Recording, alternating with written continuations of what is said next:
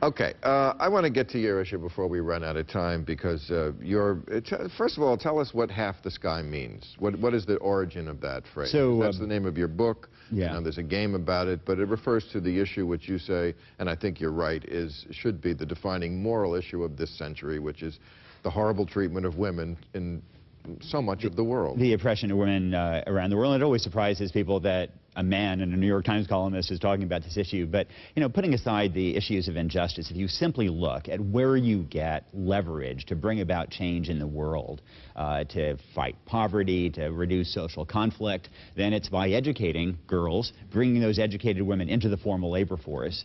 And, you know, that's a toolbox we haven't used. You look at Pakistan, this girl like Malala Yousafzai, who was shot by the Taliban. I mean, the Taliban knew what it was doing when they shot Malala. A girl like her promoting girls' education is much more of a threat than our drones.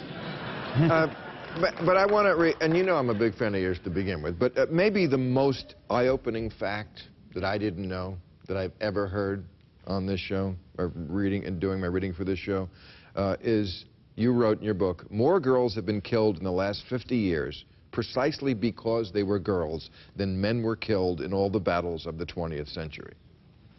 More girls are killed in this routine gendercide in any one decade than people were slaughtered in all the genocides of the 20th century.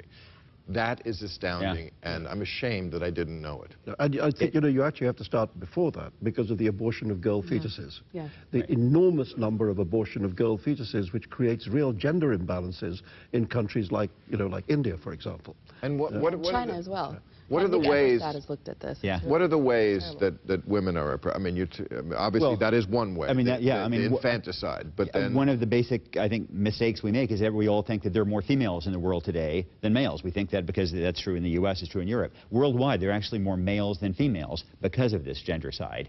And how do you deal with it? You know, there are no silver bullets, but education makes the single greatest difference. Then economically empowering those women, bringing them into the formal labor force.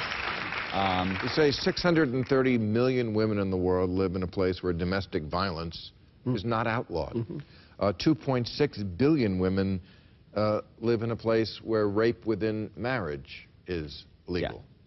And there's often, I think we often think that this is just about, you know, men oppressing women. One of the striking things is that there aren't strong gender differences in attitudes toward these things. If you ask people their views about wife beating, the best predictor of whether you're for wife beating is not whether you're male, it's how much education you've had. And women internalize their own oppression. When the problem is patriarchal and misogynistic attitudes, but those are attitudes that can be absorbed and transmitted just about as much by women as by men.